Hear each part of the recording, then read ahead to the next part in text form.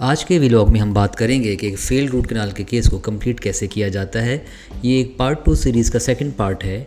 इस व्लॉग में मैं आपको खुशामदीद कहता हूँ। मेरा नाम डॉक्टर अरशद है। उम्मीद है कि आप सब लोग खैरियत से होंगे।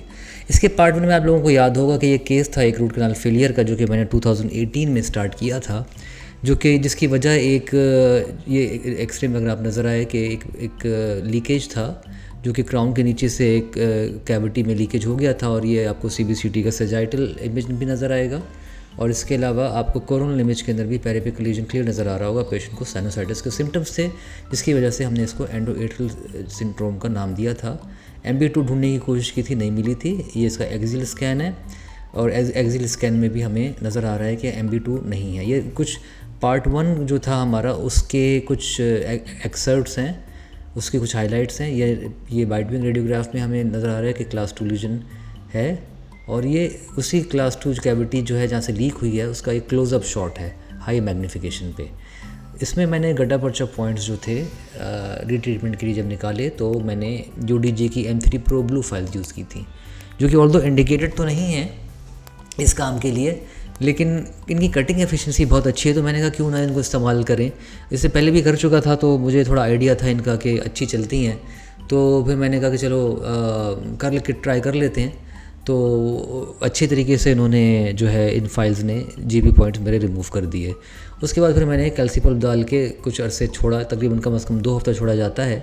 और फिर ये अब ये हमारा व्लॉग बाकायदा आगाज़ होता है। ये पेशेंट आया, एक्सरे में नज़र आ रहा है कि जी ये कैल्सीपल्प है, और अब मैं ये फिलिंग हटा रहा हूँ। टेम्प्रेरी फिलिंग हटाई मैंने देखा कि जी ये थोड़ा बहुत नज़र आ रहा है, कैल्सीपल्प नज़र आ रहा है, एक्सरे में भी नज़र आ रहा था। अब कैल्सीपल्प को हम रिमूव करेंगे। इसमें वैसे मैंने हाइपोक्लोराइड से रिमूव किया है, लेकिन अब मैंने टेक्निक आजकल चेंज कर दी है। मैं अब EDTA से रिमूव करता हूँ। ये मेरी 30 गेज नीडल है, जिससे मैं अब हाइपोक्लोराइड को रिमूव कर रहा हूँ। और उसके बाद फिर मैंने POI अपनी जो अल्ट्रासोनिक टिप है उससे रिमूव करने की कोशिश की है। अच्छा रिमूव हो जाता है। लेकिन इस पर भी मैं एक व्लॉग बनाऊंगा कि अब मैंने क्या टेक्निक में चेंजेस की हैं, और अब मैं किस तरीके से अपनी इंट्राकैनाल मेडिकेशन को रिमूव करता हूँ। हमारे शोएब भाई हैं, उन्होंने बड़ी ज़बरदस्त हमें टेक्निक बताई है। उसके बाद कॉनफिट की बारी आती है, और कॉनफिट करने के बाद अब हम जो हैं वो अपने काम में स्टार्ट हो जाएंगे। इसको कैनाल्स को ड्राई करने के बाद, तो कोन फिट करने के बाद अब हम एक्चुअली कोन फिट किया था, लेकिन उसके बाद हमने कहा कि चलो यार पैलेटल कैनाल को भी हम रिट्रीट कर लेते हैं। तो पहले तो ये है कि कोरोनल GP हमने रिमूव किया पैलेटल कैनाल से, और उसके बाद ये है कि अब 10 नंबर की फ़ाइल डाल के देख रहे हैं कहाँ तक जा रही है। थोड़ी सी हमें कैनाल के अंदर पेटेंसी मिले, यानी कि एपिक्स तक थोड़ी कैनाल फाइल जाए, तो फिर ही ये है कि रोटरी फाइल को यूज़ करना चाहिए। रोटरी फाइल को ऐसे ही बेदरेग इस्तेमाल करेंगे तो वो हो जाती है ना, टूट गई तड़ा करके ये भी हो सकता है। अच्छा, ये GP पॉइंट्स को रिमूव करने के लिए अल्ट्राएक्स की टिप बड़ी अच्छी रहती हैं। ये भी बड़े अच्छे तरीके से जो है वो रिमूव कर देती हैं GB पॉइंट्स को। फिर कभी कभार सॉल्वेंट वो यूज़ कर लें, और ऑल्दो कि अब मैंने सॉल्वेंट यूज़ करना बहुत कम कर दिया है।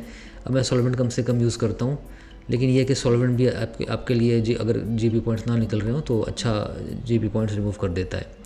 तो जनाब, ये छोटा सा मिरर भी मैंने इसको ट्राई करके देखा आप लोगों को दिखाने के लिए कि माइक्रोस्कोप के अंदर ये छोटा मिरर हमारे एक सप्लायर हैं AM सर्जिकल के अफजल भाई, उनसे मैंने फरमाइश पे बनवाया था। लेकिन चूँकि ये बैक सरफेस से फ्रंट सरफेस नहीं है, तो इतना मज़ा नहीं आया था मुझे इसमें। तो मैं I will switch back to my front surface mirror. अब ये मैं 10 नंबर की फ़ाइल को थोड़ा सा ट्राई कर रहा हूँ कि नीचे तक चली जाए वर्किंग लेंथ तक, ताकि मेरी जो रोटरी फाइल है उसको मूव करने का मौका मिल जाए। क्योंकि ज़ोर ज़बरदस्ती करेंगे तो भाई फाइल तो टूटेगी रूट कैनाल की। ये सोच लें जी, रोटरी फाइल से ना प्रेशर उतना मारें जितना एक बहुत अच्छी शार्पन पेंसिल है, उसको हल्का सा प्रेस करें, अगर उससे निब टूट जाती है ना, तो बस इतना प्रेशर यूज़ करना चाहिए रोटरी फाइल से। तो मैं 10 नंबर की फ़ाइल से मैं एक पाथ बना रहा हूँ रोटरी फाइल का, और फिर मैं रोटरी फाइल यूज़ कर रहा हूँ। देखिए, मैं कोई बिल्कुल प्रेशर नहीं यूज़ कर रहा। अच्छा, वही बात है ना कि अब कुछ लोग सॉल्वेंट यूज़ करना पसंद करते हैं, कुछ नहीं करते। अगर आपकी 10 नंबर की फ़ाइल नीचे चली जाएगी ना, आपको रास्ता दे देगी रोटरी फाइल को। अब देखें, ये लग के आ रहा है कितना सारा सॉल्वेंट डिज़ोल्व्ड गड्ढा पर्चा। अब इसको निकालना कभी कभार बहुत अजाब हो जाता है, एक मड सी बन जाती है गड्ढा पर्चा की। तो इसलिए बहुत से लोग पसंद भी नहीं करते इसको, इधर उधर बह जाता है, और इट्स मेस एट टाइम्स। तो अब I am continuing to remove my GB points from the palatal canal. अच्छा, पैलेटल कैनाल से निकालने की वजह ये भी थी कि वो जो आपको याद होगा पहले पार्ट में, जो कि जिसकी डिस्क्रिप्शन में लिंक है, देख लीजिएगा, तो पहले पार्ट में जब लीकेज मिली थी मेजियो बक्कल और डिस्टो बक्कल में, तो पैलेटल हमें लगा था कि नहीं है लीकेज, लेकिन अब जब मैंने मज़ीद यहाँ से कंपोजिट हटाया तो मुझे कुछ थोड़ा बहुत आसार नज़र आए थे। ऑल्दो के सीबीसीटी इमेज के अंदर जो है वो कोई भी जो है ऐसा पेरिफेरल लीजन नज़र नहीं आया। अब ये मैं वर्किंग लेंथ ले रहा हूँ अपनी, तो ऑलमोस्ट 20 mm के पास आसपास वर्किंग लेंथ आ रही है और अब मैं POI कर रहा हूँ।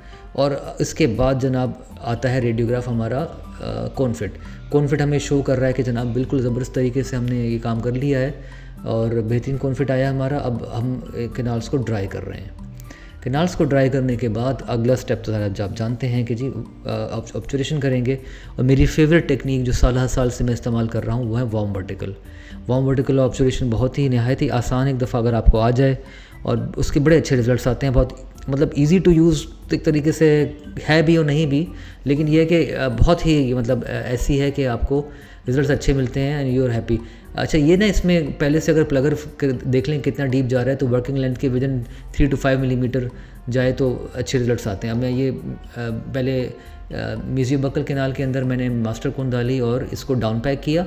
थोड़ी देर तक इसको होल्ड करके रखते हैं और फिर एक सेपरेशन बर्स्ट मार के आप GP को निकाल लेते हैं पीछे का और अपिकल प्लग रह जाता है। उसको फिर एक हैंड प्लगर से कंडेंस करना होता है। ये कभी कभार रह भी जाता है, उसको हाथ से पकड़ के निकाल लें, कोई बात नहीं भैया, कोई बात नहीं, चलता है सब चलता है यहाँ पे। अब ये देखें ना, हैंड प्लगर से मैंने जो एपिकल प्लग बनाए उसको कंडेंस कर दिया है। अब ये कंडेंस कर दिया, आपका एपिकल प्लग बन गया। अब ये दूसरी डिस्टो बक्कल के अंदर डाल देते हैं जनाब। इसी तरीके से हम इसको डाउन पैक किया, होल्ड किया, सेपरेशन बर्स्ट और फिर कंडेंस कर दिया हमने। अब ये पैलेटल कैनाल के अंदर जनाब तीसरी कैनाल वही सेम चीज़, बिल्कुल सेम रूटीन तीनों कैनाल्स के अंदर हो गई हमारी। तो अब जब एपिकल प्लग बन गया तो अब हम बैक फिल करेंगे हम अपने ऑब्चूरा से करने में बड़ा मज़ा आता है जी। ऑब्चूरा से किया और ऑब्चूरा से करने के बाद ऑब्चूरा ना अपने वेट से खुद ही पीछे उठता है। उसकी ऑब्चूरा की जो नीडल है, डिलीवरी टिप जो है, जब उसके आप प्रेस करते हैं, बहुत से लोग इंक्रीमेंटली भी करते हैं, वर्टिकल भी इंक्रीमेंटल करते हैं, जैसे हमारे फजली भाई हैं और आई एम श्योर वजी भाई भी करते होंगे। और जो बैक फिल है वो भी इंक्रीमेंटल करते हैं, मैं भी कभी करता हूँ, लेकिन इस केस में मैंने इंक्रीमेंटल नहीं किया। देखें ये मैं मोल्टन गटा पर्चा, थर्मोप्लास्टिसाइज गटा पर्चा बैक फिल कर रहा हूँ। और इसमें देखिए कि डिस्टो बक्कल के अंदर ये निकलता हुआ आ रहा है इसकी टिप से, और ये निकलता हुआ आ रहा है और इसके अपने वज़न से ये जो है बाहर आ रही है इसकी टिप ऑब्चूरा की, और मैं इसको फिर वर्टिकली कंडेंस कर रहा हूँ हैंड प्लगर से। और थोड़ा बहुत अगर ये आपको लगे कि वॉइड है, मतलब जगह है और डाल दीजिए, कोई मसला नहीं है जी, कोई मसला नहीं है। और माशाल्लाह से जैसे आपको लग रहा है ना ये इतना अंदर तक जा रहा है, तो मैं थोड़ा सा हम और डाल देंगे, कोई मसला नहीं है। तो जब ये हो गया तो उसके बाद फिर ऑफ कोर्स आपकी ऑब्जर्वेशन कंप्लीट है। इजी है यार, कोई मसला नहीं। खामा में परेशान होते हैं, पता नहीं वहाँ वर्टिकल, बस ये ठीक है। इक्विपमेंट थोड़ा सा ज़ाहिर है एक्सपेंसिव होता है, और हमारे मुल्क में खैर अब तो अवेलेबिलिटी बहुत अच्छी है। पहले बहुत मुश्किल होता था कि उसकी ऑब्चूरा की जो डिलीवरी टिप्स हैं और सिस्टम बी की जो हीटेड प्लगर्स हैं वो बहुत एक वाकई अजाब हो गया था लेना। अब तो इतनी ज़्यादा कॉस्ट हो गई है हीटेड प्लगर्स की, अल्लाह माफ़ करे। तो मेरा तो सिस्टम बी जो है वो तो साइड पर रख दिया मैंने, तो भाई अब तो इस्तेमाल ही नहीं कर सकता मैं आप लोगों को कॉस्ट बताऊँगा ना उसकी, तो आप लोग कहेंगे अल्लाह माफ़ अल्लाह माफ़। अब तो वाकई मैं शोभी भाई कभी आ रहे हो अमेरिका से तो लेते आना तोहफ़ा तो नहीं यार, जैसे उम्र से नहीं आते लोग खजूरें लेके, तो वैसे मैं वजी भाई से कहूँगा तो कहेंगे स्ट्रेट नो सॉरी बेबी। तो वजी भाई से तो नहीं कहेंगे, लेकिन खैर हो सकता है वजी भाई ले तो फिर, लेकिन मैंने वाकई इस्तेमाल करना छोड़ दिया है सिस्टम भी, सीधी सी बात है। तो अब ये मैंने करता क्या हूँ कि मैं ये करने के बाद अब स्लो स्पीड हैंड पीस लेके, अब जो थोड़ा बहुत सीलर लगा हुआ है और इसके बाद गड्ढा पर्चा को स्लो स्पीड से करता हूँ। फिर ये एक पैलेट लेता हूँ, कॉटन पैलेट लेता हूँ, इट्स सोक्ड इन अल्कोहल, और उससे जो फ्लोर है इस चैम्बर का वो साफ़ करता हूँ। तो सीलर जो है ना वो उससे बड़ा अच्छा हट जाता है।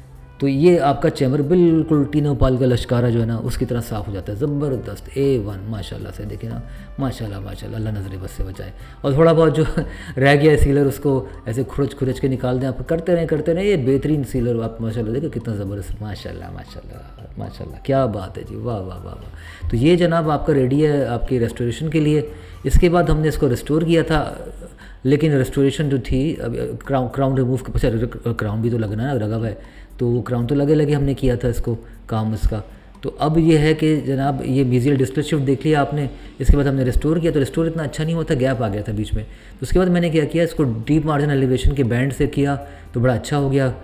और ये देखें क्राउन प्रेप हुई हुई है डीप मार्जिन एलिवेशन बैंड के साथ करने से कितना ज़बरदस्त अब ये हो गया। और ये देखें ये जो रेस्टोरेशन थी इसको करने में थोड़ी सी दिक्कत हुई, तो मैं थोड़ा सा ये ब्रीफली एक्सप्लेन करना चाहूँगा कि जो मेरा डीप मार्जिन एलिवेशन का जो बैंड था ना वो अवेलेबल होता नहीं, मंगवाना पड़ता है पाकिस्तान में, बहुत सप्लायर से पूछने की कोशिश की नहीं मिला। तो फिर इवेंचुअली जब मिल गया तो ये जो गैप था थोड़ा सा रेस्टोरेशन में वो बंद करने में आसानी रही। तो ये कहानी थी इस दांत की। अब इसके ऊपर एक फ़िलहाल तो टेम्प्रेरी क्राउन लगा हुआ है, आपको नज़र आ रहा होगा कि ये जो एक रेडियोग्राफ है इसमें प्रेप हुई हुई है, लेकिन इस पर टेम्प्रेरी क्राउन चूँकि PMMA का बना हुआ है तो एक्रेलिक का नहीं बल्कि PMMA एक मटेरियल होता है टेम्प्रेरी, फिलहाल लगा हुआ है। पेशेंट खुश है जी ना, बिल्कुल सही है, दांत परफेक्ट है, एवन है, खा पी रहा है, मस्ती मौज कर रहा है, चिकन फाड़ रहा है जी, बिरयानियाँ खा रहा है, पेशेंट ज़बरदस्त है, एवन है। तो DME का जो बैंड है, और इंशाल्लाह DME का भी एक रिक्वेस्ट आई थी, उसका भी हम बनाएंगे अनकरीब एक वीलॉग। तो ये जो DME का बैंड है बड़ा ज़बरदस्त है माशाल्लाह से, बहुत अच्छा है। तो देखे ना रेस्टोरेशन में जो गैप था वो ख़त्म हो गया हमारा। तो ये थी हमारा आज का वीलॉग। उम्मीद है आप सबको मज़ा आया होगा, बहुत इन्जॉय किया होगा आप लोगों ने। तो भाई तो दिल खोल के कमेंट्स करें और अपनी राय से आगाह करें, और इसको लाइक भी करें, सब्सक्राइब भी करें और शेयर भी करें। अनटिल नेक्स्ट टाइम, अल्लाह हाफिज़।